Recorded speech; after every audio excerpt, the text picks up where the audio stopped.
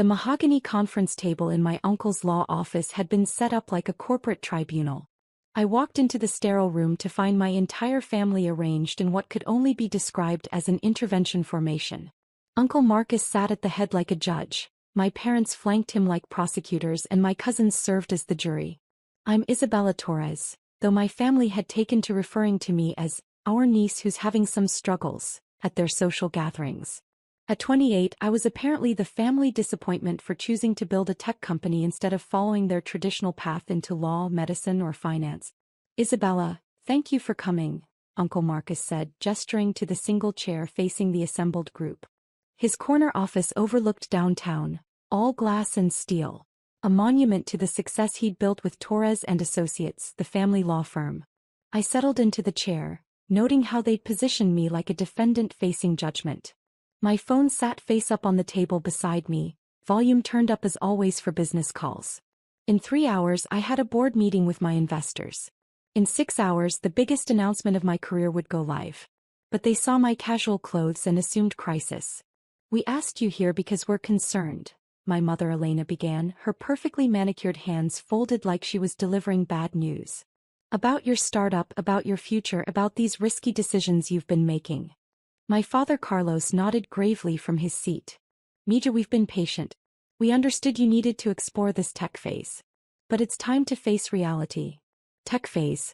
That's what they called Quantum Dynamics, the artificial intelligence company I'd founded 4 years ago. They saw me working from coffee shops and assumed I was playing entrepreneur while burning through savings. My cousin David leaned forward, his Harvard law ring catching the afternoon light. The numbers don't lie, Isabella.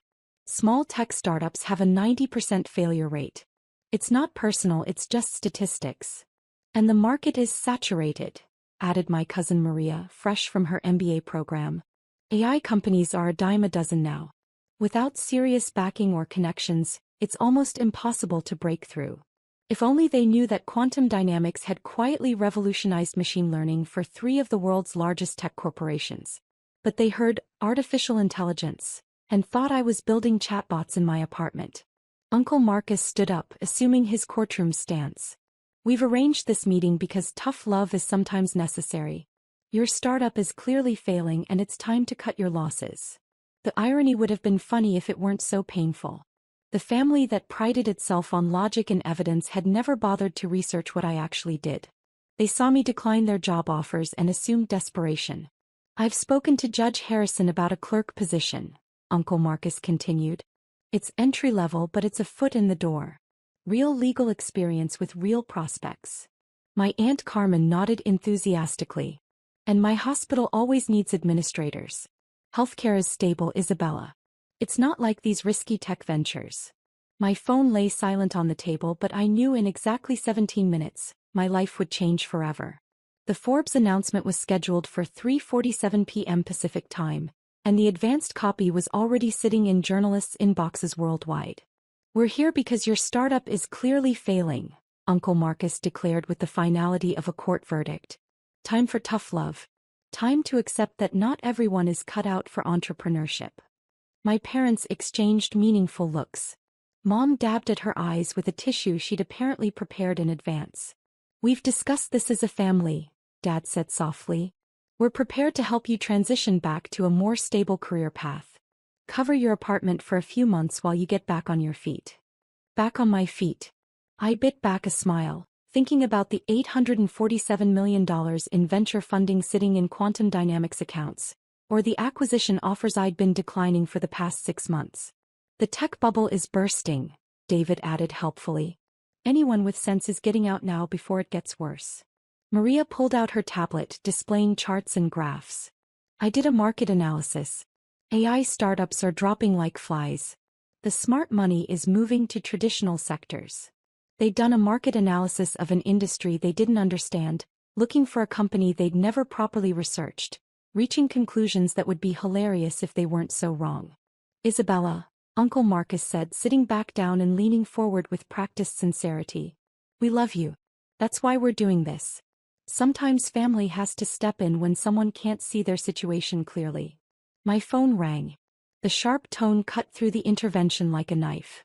Everyone turned to look at the device vibrating against the mahogany table. I glanced at the caller ID and smiled slightly. Right on schedule. Excuse me, I said politely. I should take this. Isabella, Uncle Marcus protested. We're in the middle of a serious conversation. So am I replied, answering the call and putting it on speaker. This is Isabella Torres. Miss Torres. This is Jennifer Walsh from Forbes magazine. The voice filled the room with crystalline clarity. I'm calling with the most exciting news. Congratulations. You've made the Forbes billionaire list for 2024. The room went dead silent. Every face around the table froze in identical expressions of shock. Uncle Marcus's mouth fell open. Mom's tissue fluttered to the floor. David's Harvard ring clinked against his water glass as his hand trembled.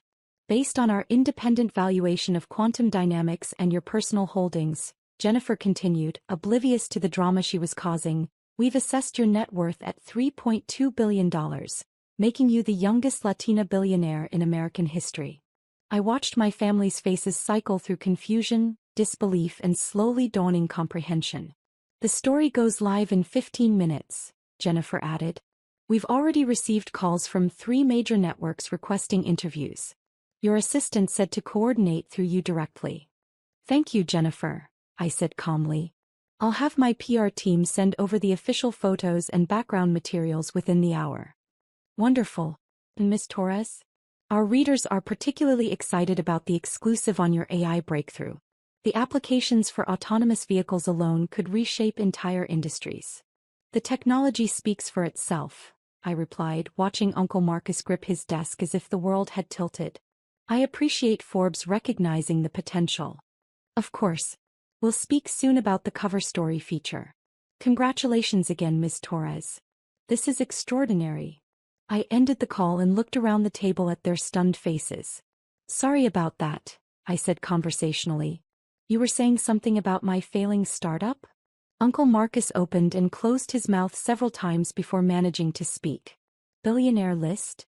3.2 billion, I confirmed. Though that's based on Friday's valuation. The acquisition offers I've been fielding could push it considerably higher. Mom's hands flew to her throat. Acquisition offers? I pulled out my phone and scrolled through my emails. Microsoft, Google, Apple, and Tesla have all submitted formal proposals in the past month. Tesla's offer alone was $4.7 billion for a 60% stake. David's Harvard confidence had completely evaporated. But you work from coffee shops. You drive that old Prius. I work from coffee shops because I prefer the energy to corporate offices. I drive a Prius because it's environmentally responsible and gets excellent gas mileage.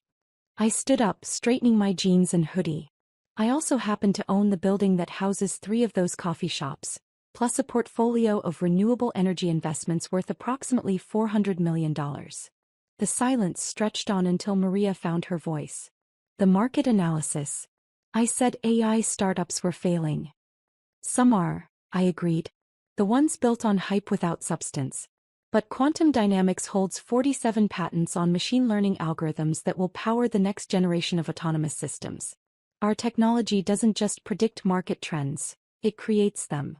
Uncle Marcus slumped back in his chair, his authority deflating like a punctured balloon. Isabella, we had no idea. No, you didn't. Because you never asked. I walked to his floor-to-ceiling windows, looking out at the city skyline that would soon include buildings owned by one of the companies courting my technology. You saw a young woman working unconventionally and assumed failure. You heard startup and thought risky venture, instead of revolutionary technology. My phone buzzed with a text from my assistant. 3 more interview requests, including 60 minutes. Also, the mayor's office called about the Economic Development Council position. I showed them the message. The mayor wants me to head the city's technology initiative. Something about attracting more innovation to the region. Carlos found his voice first. Mija, we were just trying to help. Help. I turned back to face them. You staged an intervention without researching my company. You offered me entry-level positions while I was building billion-dollar technology. You assumed failure based on appearance rather than evidence. Aunt Carmen spoke up hesitantly. But you never told us how successful you were. Would you have believed me? Or would you have assumed I was delusional? I sat back down, facing the tribunal that had suddenly become an audience. Besides, I thought actions spoke louder than words. Apparently I was wrong. My phone rang again. This time the caller ID showed Goldman Sachs. "Excuse me," I said, answering and putting it on speaker again. "Isabella Torres speaking." "Ms. Torres, this is Patrick Chin from Goldman Sachs Private Wealth Management. We've been following the Forbes announcement, and we'd like to discuss managing your portfolio transition. With holdings of this magnitude, you'll need specialized strategies for tax optimization and investment diversification." "Thank you, Patrick. Have my assistant schedule something for next week. We'll need to discuss the foundation planning as well." "Absolutely. Congratulations on this remarkable achievement, Ms. Torres. We look forward to working with you." I ended the call and looked at my family. "Foundation planning. I'm establishing the Torres Innovation Foundation to fund STEM education for underrepresented students. Initial endowment will be $200 million. The number hit them like a physical blow. Maria actually swayed in her chair. $200 million, she whispered. "Education was always important to this family," I said simply. "Now I can do something meaningful about it." Uncle Marcus leaned forward and I recognized the look in his eyes. It was the same expression he used when preparing to negotiate a settlement. "Isabella, clearly we misunderstood your situation. But now that we know what you've built, we should discuss how the family can support you." "Support?" I raised an eyebrow. "Like offering me clerk positions and hospital administration jobs?" He had the grace to look embarrassed. "We could be helpful in other ways. Legal counsel, financial planning, family connections." "I have excellent legal counsel, thank you. Cravath, Swain and Moore handles my corporate work, and I have specialized IP attorneys for the patent portfolio." I stood up again, gathering my things. "As for family connections, I'm building my own network based on innovation rather than tradition." My phone buzzed with another call. This time I just glanced at the screen before declining. "Sorry, that was 60 minutes. I'll call them back later." The casual way I dismissed a call from one of the most prestigious news programs in America seemed to finally drive home the magnitude of what they'd missed. "Isabella," Mom said softly, "what happens now? With us, I mean." I looked around the table at these people who'd raised me, guided me, and ultimately underestimated me so completely. "Now we learn what family really means," I said quietly. "Not people who assume the worst when they don't understand. Not people who offer help they think you need instead of asking what you've actually built. But people who support each other based on love rather than judgment." David spoke up hesitantly. "How do we do that?" I smiled for the first time since entering the room. "You could start by asking about my work. What quantum dynamics actually does. What problems we're solving. What impact we're having on the world. And we could stop assuming you need our guidance," Uncle Marcus added with something that might have been humility. "That would be refreshing." I walked toward the door then paused. "By the way, the judge position and hospital administration job? I appreciate the thought, but I'm a bit busy reshaping the global technology landscape." As I reached for the door handle, my phone rang one more time. The caller ID made me smile. "This should be interesting," I said, putting the call on speaker. "Isabella. This is the President's Science Advisor. We've been following your work with artificial intelligence applications for climate modeling. The President would like to discuss appointing you to the National Science Foundation Board. Are you available for a call with the White House tomorrow?" I looked back at my family's stunned faces one more time. "Let me check my calendar and get back to you. I might have some time between the Forbes photoshoot and the Senate subcommittee hearing on AI regulation." "Perfect. We'll coordinate with your staff. Congratulations on the remarkable recognition, Ms. Torres. The country needs innovators like you in leadership positions." After I ended the call, the silence stretched for a full minute. Finally, Uncle Marcus spoke. "Senate subcommittee? They want my input on regulating artificial intelligence development. Apparently, when you hold patents that could reshape multiple industries, lawmakers want to understand the implications." I opened the door then turned back one last time. "Sunday dinner at Mom and Dad's house this week?" Mom nodded eagerly. "Of course, Mija. Good. But no more interventions. No more assumptions. Just family dinner where we talk about what we're actually doing with our lives." "And Isabella?" Dad called after me. "We're proud of you. We should have said that first. I smiled genuinely. Thank you, Dad. That means more than you know. 6 months later, I sat in the executive conference room of Quantum Dynamics' new headquarters, a gleaming tower that had become a landmark in the city's skyline. Through the floor-to-ceiling windows, I could see construction beginning on the Torres Innovation Center, a collaboration between my foundation and the local university. My assistant knocked on the door. Your family is here for the board meeting. I looked up from the acquisition proposal I'd been reviewing. Tesla had increased their offer to $6.2 billion, but I was leaning toward the partnership model instead. More impact, more control, more fun. Send them in. Uncle Marcus entered first, carrying a legal briefcase but looking far less authoritative than he had 6 months ago. He was followed by David and Maria, both of whom had joined my legal and strategy teams respectively. Mom and Dad brought up the rear, grinning like proud parents at a graduation ceremony. How are the preparations going? Mom asked, settling into the chair beside me. The Senate hearing went well. 3 committees want to adopt our regulatory framework recommendations. I pulled up the news coverage on the conference room screen. And the foundation awarded its first round of scholarships yesterday. 200 students starting STEM programs this fall. David leaned forward with genuine interest. What about the autonomous vehicle partnership?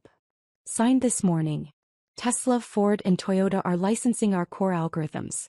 The first fully autonomous cars should hit the market within 18 months. Maria smiled. The market analysis I did 6 months ago aged well, didn't it? Like milk, I agreed, laughing. But you've learned to research industries before analyzing them. Uncle Marcus opened his briefcase and pulled out a thick contract. The foundation bylaws are ready for your review. I have to say, creating a legal framework for $500 million in annual giving is incredibly complex. But worth it, Dad added. When I see those scholarship recipients, I understand why you built all this. My phone buzzed with a familiar notification.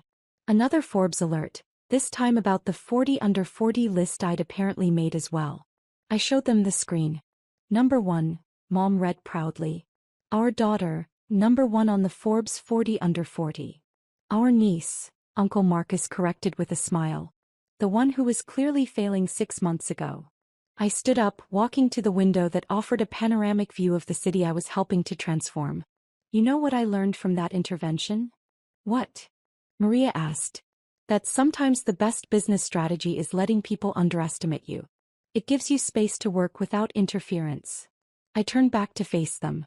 But family is different. Family should see your potential even when you can't see it yourself. And sometimes, Uncle Marcus said quietly, family needs to learn that success comes in forms they never imagined. My phone rang again. This time the caller ID showed, Nobel Committee. I looked at my family's expectant faces and smiled. Should I put this one on speaker too? The unanimous yes that echoed through the room told me everything I needed to know about how much had changed since that intervention 6 months ago. Some lessons I'd learned are best taught with Forbes lists and perfectly timed phone calls. But the most important lesson was that real family doesn't just celebrate your success. They learn to recognize it in the first place. And sometimes the greatest victory isn't proving people wrong about you. It's teaching them to see you clearly and then watching them become genuinely proud of what they discover. As I answered the call from Stockholm, I realized that the failing startup my family had tried to save was actually saving them. Teaching them that love isn't about controlling someone's choices, but about trusting their vision even when you can't see where it leads. The billionaire list was nice. But having family who finally understood what I'd built, that was priceless.